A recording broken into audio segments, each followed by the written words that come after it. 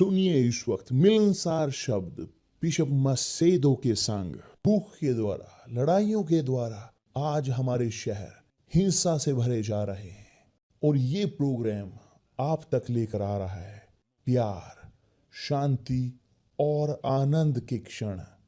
एक ऐसा प्रोग्राम जिसको तैयार किया गया है बेहद ख्याल रखते हुए आपके हृदय के लिए।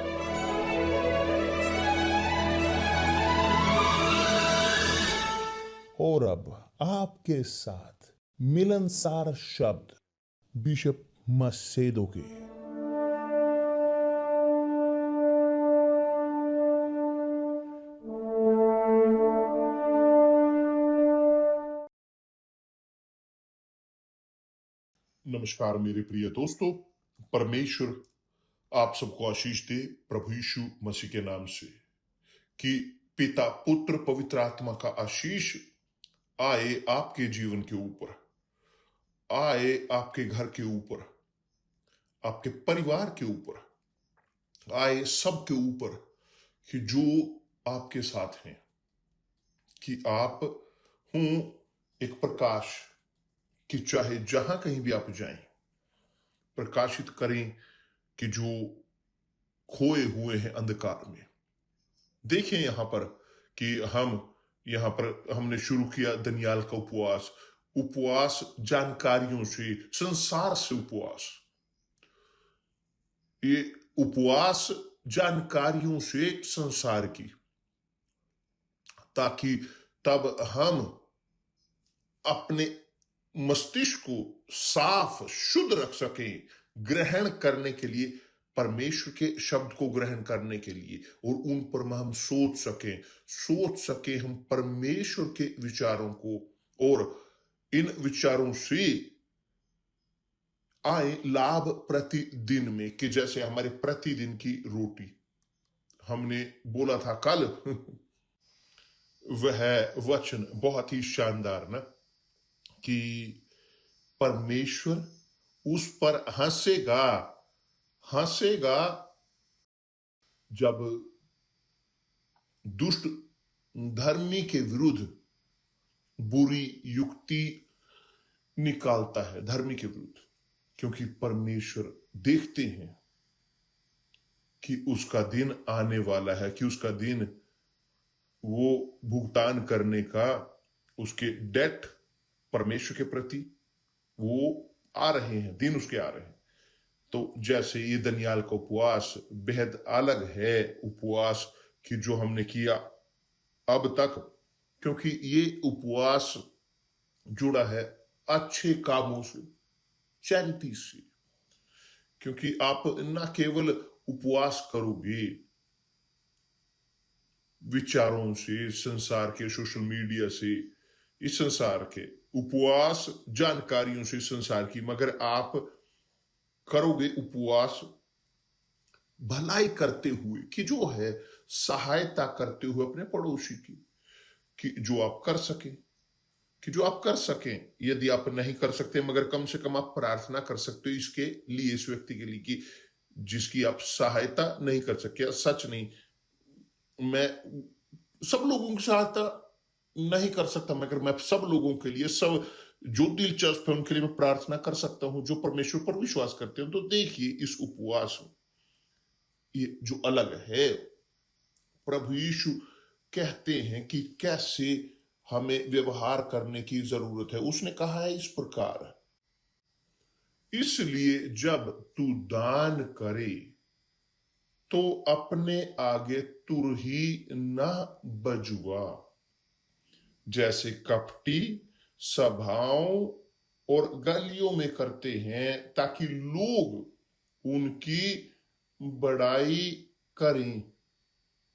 मैं तुमसे सच कहता हूं कि वे अपना प्रतिफल पा चुके, उनके पास है। कि जब कोई वो भलाई करता है दूसरे के लिए और दिखाता है पूरे संसार को कि उन्होंने भलाई की, तो उनका फल है कि दूसरे लोग, सब लोग बोले कितना बढ़िया, कितना, चलो उसके लिए वो तालियां बजाते हैं कि कैसे बढ़िया व्यक्ति है, कितना। तो उसे अपना फल मिल चुका है। तो आप देख सकते हैं कि परमेश्वर की आंखें वो अलग हैं हमारी आंखों से। परमेश्वर के विचार अलग हैं हमारे विचारों से। वो कहते हैं अभी इस प्रकार, मैं परंतु जब तू दान करे, परंतु जब तू दान करे तो जो तेरा दाहिना हाथ करता है उसे तेरा बायां हाथ ना जानने पाए, ताकि तेरा दान, देखिए कितना शानदार, देखिए ध्यान दीजिए, ताकि तेरा दान गुप्त रहे। ताकि तेरा दान गुप्त रहे, और तब तेरा पिता जो गुप्त में देखता है तुझे प्रतिफल देगा, वो भी सबके सामने। ये शानदार है कि दूसरे शब्दों में जब हम करते हैं किसी का लाभ गुप्त में, परमेश्वर देखते हैं। कि याद है कि जो मैंने इन दिनों कहा था कि भलाई हम करेंगे वो सीक्रेट में होगी, गुप्त में। आप परमेश्वर के महिमा के लिए करोगे, उनके नाम को पवित्र करने के लिए हमारे जीवन में, तो हम यह करेंगे क्योंकि वह हमारे अंदर रहते हैं। तो जब हम दान देते हैं, हम दाहिना हाथ जो करे वो बायां हाथ ना जाए, ताकि तेरा दान गुप्त रहे। वो गुप्त होना चाहिए, सहायता गुप्त में होनी चाहिए, और तब तेरा पिता जो गुप्त में देखता है तुझे प्रतिफल देगा सबके सामने। वो सबके सामने बताया जाएगा। ये है जो प्रभु यीशु जिसकी गारंटी देते हैं। और जब अब आती है प्रार्थना, और जब तू प्रार्थना करे तो कपटियों के समान ना हो। देखिए यहां पर कि जो बोलते हैं कि जब हम या सहायता करते हैं, लोगों की दान देते हैं, हम कपटियों के समान नहीं हो सकते। यहां पर है एक बार और, जब तू प्रार्थना करे तो कपटियों के समान ना हो, क्योंकि लोगों को दिखाने के लिए आराधनालयों में और सड़कों के मोड़ों पर खड़े होकर प्रार्थना करना उनको अच्छा लगता है। मैं तुमसे सच कहता हूं कि वे अपना प्रतिफल पा चुके। क्योंकि जब कोई प्रार्थना करता है दिखने के लिए, दिखाने के लिए, उदाहरण के तौर पर, तो ये व्यक्ति वह कपटी हो रहा है, उसकी प्रार्थना सुनी नहीं जाएगी। वो सिर्फ बातचीत कर रहे हैं, शब्द बाहर, मगर संसार के लिए क्या है? संसार के लिए ओह देखो कितना बढ़िया, कितना शानदार व्यक्ति ना। उसने कहा इस प्रकार, परंतु जब तू प्रार्थना करे, तू जब प्रार्थना करे तो अपनी कोठरी में जा, और अपनी कोठरी में जा और द्वार बंद करके, कि जिसका अर्थ है अलग होते हुए संसार से, जो है दनियाल का उपवास जो हम कर रहे हैं। कोई नहीं देख रहा कि हम क्या कर रहे हैं उपवास, ये कोई नहीं जानता कि कौन कर रहा है कौन नहीं, मगर पिता जानते हैं या नहीं है। आप जानते हो, कोई आपको नहीं देख रहा कौन कर रहा है, मगर पिता देख रहा है। उसने कहा इस प्रकार कि अपने कोठरी में जा और द्वार बंद करके अपने पिता से जो गुप्त में है प्रार्थना कर। जब हम प्रार्थना करते हैं, हम प्रार्थना करते हैं किसी ऐसे से जिस पर हम विश्वास करते हैं, जो वहां है सुनते हुए हमारे शब्दों को। और तेरा पिता, और तब तेरा पिता जो गुप्त में देखता है तुझे प्रतिफल देगा। कि दूसरे शब्दों में, जो सब कुछ हम करते हैं हमारे पड़ोसी के लिए, यदि हम वो करें सीक्रेटली, या बिना तुरही बजाए परमेश्वर वो सुनेंगे हमारी प्रार्थना को, वो हमें प्रतिफल देंगे। और तब उसने कहा है, प्रार्थना करते समय अन्य जातियों के समान बक बक ना करो, ना बक बक करो। कि देखिए कितना मजबूत, क्योंकि ये दोहराते हुए शब्दों को ब्ला ब्ला ब्ला बक बक दोहराते हुए और थोड़ा सा दोहराते हुए, ये सब मुंह से केवल बाहर आता है। परमेश्वर जानते हैं कि क्या हम प्रत्येक के अंदर है, और वो देखते हैं और अंतर पैदा करते हैं उनके कि जो सिंसियर हैं यस कपटी हैं। और यह है बहुत ही गहरा। और ध्यान दें मेरे प्रिय दोस्त, प्रार्थना जो प्रभु यीशु ने हमें सिखाई है कि हम करें, कि जो है पिता की प्रार्थना, इस प्रार्थना में कोई भी ब्ला ब्ला ब्ला नहीं है, कि वो है कि जो सही है, जिसकी हमें जरूरत है, हमारी प्रतिदिन की रोटी। और शब्द नहीं है शानदार बढ़िया बेहतरीन कि जो संवेदनशील करें संवेदनशील हृदयों को, जो हृदय है जो कपटी है उनके, अगर हम बोल सके। नहीं, शब्द वो पूरे पॉइंट पर हैं, बिल्कुल सही सटीक, जो जरूरत के अनुसार हैं, जरूरत की। आपको जरूरत नहीं उससे अधिक मांगने की, कि जिसकी आपको जरूरत है मांगे, जिसकी आपको जरूरत है, और परमेश्वर आपकी प्रार्थना को सुनेंगे। उनके साथ बात करें, व्यक्तिगत तौर पर आप बात करें उनके साथ। मैं प्रार्थना कर सकता हूं आपके लिए, मैं प्रार्थना करता हूं और सबके लिए कर रहा हूं, मगर मेरी प्रार्थनाएं उस सीक्रेट गुप्त में है, स्पष्ट है। केवल परमेश्वर जानते हैं कि जो हम करते हैं, जो हम बोलते हैं और या नहीं बोलते। क्योंकि मैं जानता हूं कि एक प्रार्थना चाहे कितनी खूबसूरत क्यों ना हो, कि कितनी बढ़िया क्यों ना हो, वह खाली है, क्योंकि वो केवल धोखा देने के लिए है सुनने वालों को, और ग्रहण करने के लिए वो प्रतिफल उसकी, वो देखिए कितनी बढ़िया प्रार्थना करता है। एक प्रार्थना कपट भरी, उसके अंदर विश्वास नहीं, वो विश्वास नहीं अपने अंदर ढो रही होती, क्योंकि परमेश्वर जानते हैं वो कपटीपन है, वो केवल शब्द हैं खाली, बाहर हवा में फेंके हुए। तो उसने कहा है इस प्रकार, प्रार्थना करते समय अन्य जातियों के समान बक बक ना करो, क्योंकि वे समझते हैं कि उनके बहुत बोलने से उनकी सुनी जाएगी।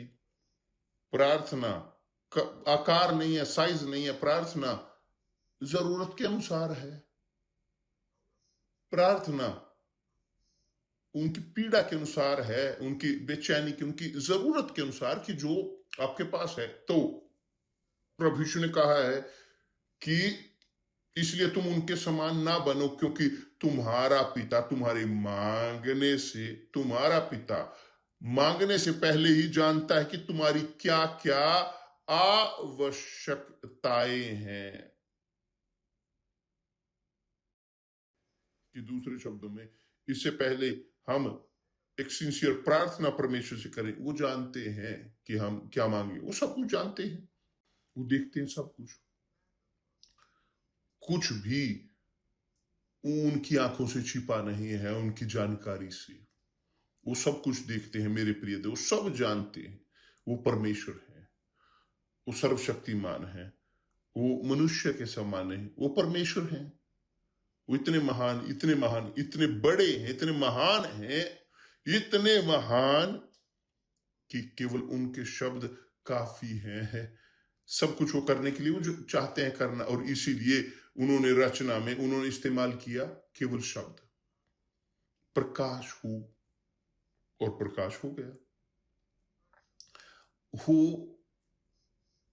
सूखा पोर्शन और सूखा वो धरती का आया, तो उन्होंने सब कुछ किया इस्तेमाल करते हुए केवल और केवल उनकी आवाज, उनके शब्द। तो वह यह सामर्थ्य रखते हैं। मैं नहीं जानता कि आप जान सकते हो, कल्पना कर सकते हो उस महानता का।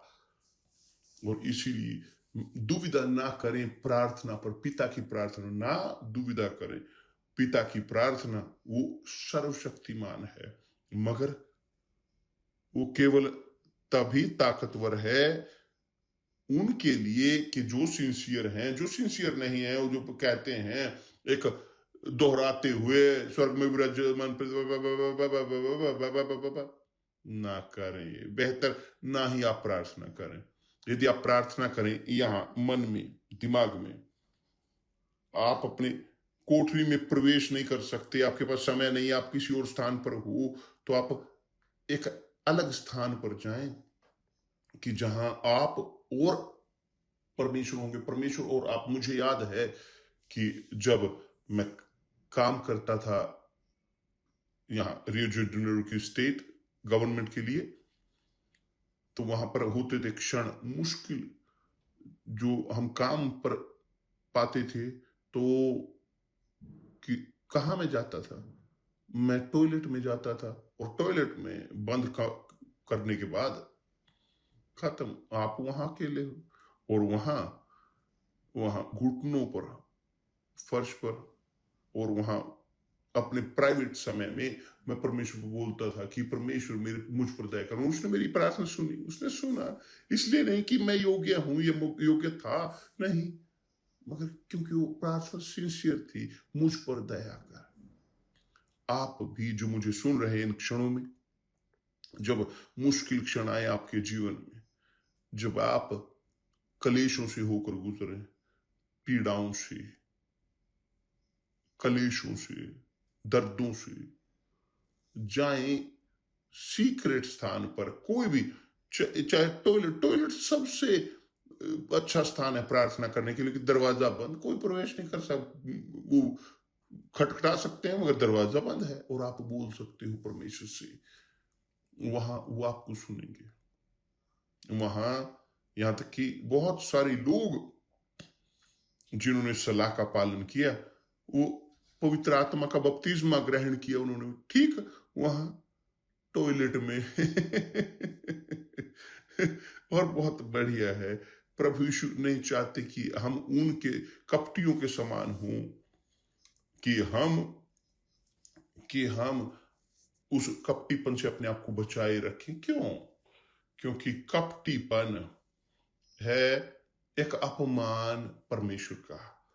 कपटी वो विश्वास नहीं करते परमेश्वर पर। यदि वो परमेश्वर पर विश्वास करते तो कपटी ना होते, मगर वो बोलते हैं, वो दिखाते हैं एक कार्य कि जिसका कोई लेना देना नहीं उनके हृदय के साथ, कि दूसरे शब्दों में अपमान परमेश्वर की मौजूदगी का। वे सोचते इस प्रकार, यदि परमेश्वर सुने, यदि नहीं सुने, कम से कम मैं तो बोल रहा हूं। तो इस प्रकार के लोग कपटी कि जो कहते हैं एक और सोचते हैं दूसरे, अपमान करते हैं परमेश्वर का। और निराशाजनक तौर पर मैं आपको बोलूंगा यहां पर कि ऐसे ठीक यहां पर प्राइवेट, जानते हैं कहां पर सबसे अधिक कपटी है? आप जानते हो सबसे बड़ी मशीन कारखाना कहां है? धर्मों के अंदर, चर्चों के अंदर, कि जहां पर अधिक, सबसे अधिक कपटी है, सबसे अधिक कपटीपन प्रतीत होता है कि वहां कारखाना हो कपटीपन का, कपटीपन का कारखाना। सब दिखाना चाहते हैं एक चीज कि जो नहीं है, सब कुछ दिखाना चाहते हैं कि जो नहीं है, निराशाजनक तौर पर। मगर क्या कर सकते हैं? और एक दिमाग अपने विचार हैं, अपने हर एक के पास खुद का अपना विश्वास है।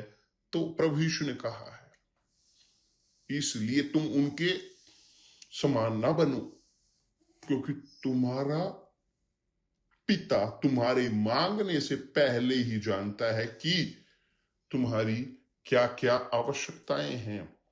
अतः प्रभु यीशु ने सिखाया प्रार्थना कि तुम इस रीति से प्रार्थना किया करो, कि दूसरे शब्दों में एक मॉडल प्रार्थना का, एक स्वरूप कि कैसे आपको परमेश्वर के सामने पहुंचने की जरूरत है, कि रेसिपी कि आप सर्वशक्तिमान के सामने पहुंचे, कि अतः तुम इस रीति से प्रार्थना किया करो, हे स्वर्ग में विराजमान हमारे पिता, हे हमारे पिता तू जो स्वर्ग में है। जब हम बोलते हैं हमारे पिता, हम प्रार्थना कर रहे हैं अपने खुद के लिए नहीं, मगर सबके लिए, कि जो संतान है, क्योंकि जो संतान है, केवल संतान, उनके पास अधिकार है उन्हें कहने का, पिता, मेरे पिता, मेरे पिता। और जो नहीं है संतान मगर सिंसियर हैं, जब वो प्रार्थना करते हैं पिता की प्रार्थना, वो सुने जाते हैं, क्योंकि वे आज्ञा का पालन कर रहे होते हैं। परमेश्वर के शब्द का आज्ञा का पालन, यह है एक सीक्रेट। हमारे पिता तू जो स्वर्ग में है, लोग आमतौर पर नहीं वो ग्रहण कर पाते इस चीज को, कि वो वहां है सीक्रेट में, सुनते हुए आपके शब्द को गुप्त। मगर जब एक व्यक्ति सिंसियर है, हमारे पिता पिता है वास्तव में वो होता है, हमारे पिता तू जो स्वर्ग में है, वहां स्वर्ग में है जो, मगर यहां पर भी मेरे साथ भी ये है हमारा विश्वास, तेरा नाम पवित्र माना जाए, तेरा नाम पवित्र माना जाए। उदाहरण के तौर पर जो मैं प्रार्थना करता हूं कि हे हमारे पिता तू जो स्वर्ग में है, कि तेरा नाम, कि दूसरे शब्द में तेरा नाम सम्मानित हो मेरे जीवन में, मेरे व्यवहार में, मेरे तरीकों में, मेरे चरित्र में, कि तेरा नाम सम्मानित हो, कि एक व्यक्ति पर उतरते हुए, एक व्यक्ति वास्तविक सिंसियर पर, एक व्यक्ति जो शब्द का है। देख रहे हो मेरे प्रिय दोस्त, ये है कि जो मैं समझता हूं कि उनका नाम पवित्र माना जाता है मेरे जीवन में, जब लोग विश्वास करते हैं कि हम परमेश्वर के हैं। इसलिए नहीं कि हम प्रीच करते हैं परमेश्वर के शब्द को, इसलिए नहीं कि प्रार्थना हम अच्छी करते हैं, इसलिए नहीं कि हम इंटरप्रेट परमेश्वर के शब्द को करते हैं परमेश्वर की इच्छा के अनुसार, नहीं, मगर क्योंकि ढो रहे होते हैं एक चरित्र को।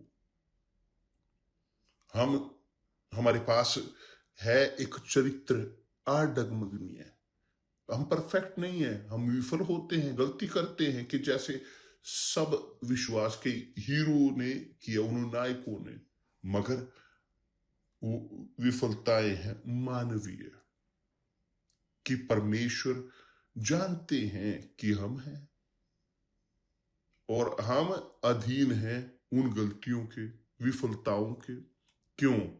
क्योंकि हम जीते हैं एक मिट्टी के इस ढांचे में, मगर खजाना पवित्र आत्मा का उस मिट्टी के बर्तन के अंदर। तो जब हम सम्मान करते हैं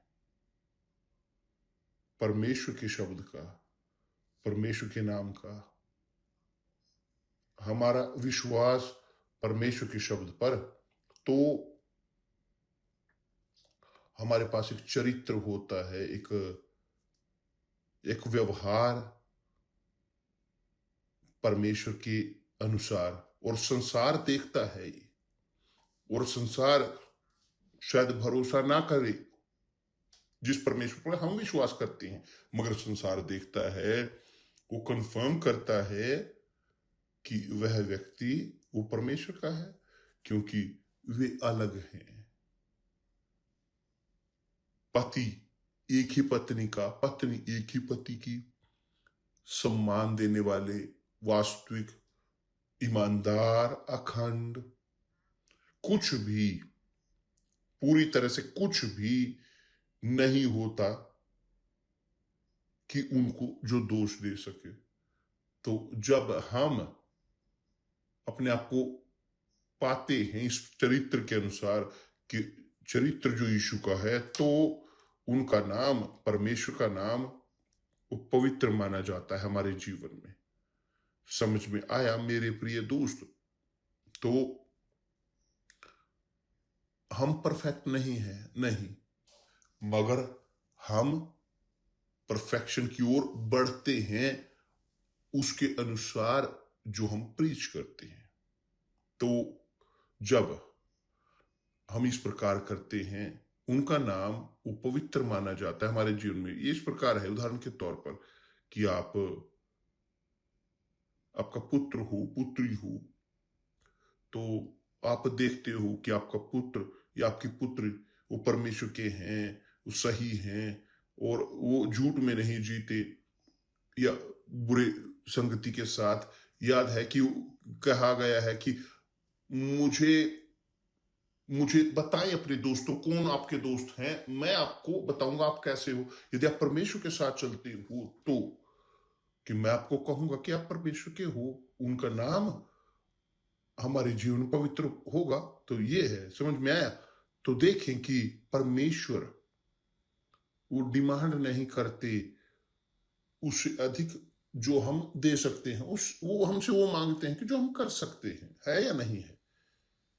वो डिमांड नहीं करते हमसे कुछ ऐसा कि जो हम नहीं कर सकते, जो हमारी पहुंच से बाहर हो, मगर जो हमारे पास है तो हम उन्हें देते हैं कि जो हमारी जिंदगी अखंड, और यही सबसे बढ़कर महत्वपूर्ण है मनुष्य के शब्द से बढ़कर। तो हम यहाँ पर रुकेंगे, कल हम यहाँ पर इसके बारे में और अधिक बात करेंगे, कोशिश करते हुए, देते हुए आपको वह कि जो परमेश्वर ने हमें दिया है। और ये स्पष्ट है कि हम कभी भी नहीं सम्मानित माने जाएंगे संसार द्वारा, क्योंकि संसार वो नरक का है, संसार वो शैतान का है, संसार अधीन है शैतान के, बुराई के। और जो संसार से प्रेम करते हैं, पिता का प्रेम उनमें नहीं, कि यही है जो लिखा है, और ये वास्तविकता है। तो जब एक व्यक्ति संसार से प्रेम करता है, मुझे दुविधा है कि परमेश्वर का नाम, यीशु का नाम पवित्र माना जाएगा उनके जीवन में। अगर जब वे पीठ दिखाते हैं संसार को, तब परमेश्वर उनका नाम पवित्र करते हैं उनके जीवन में। परमेश्वर आप सबको आशीष दे। कल मिलते हैं प्रभु यीशु मसीह के नाम से। आमीन। धन्यवाद परमेश्वर।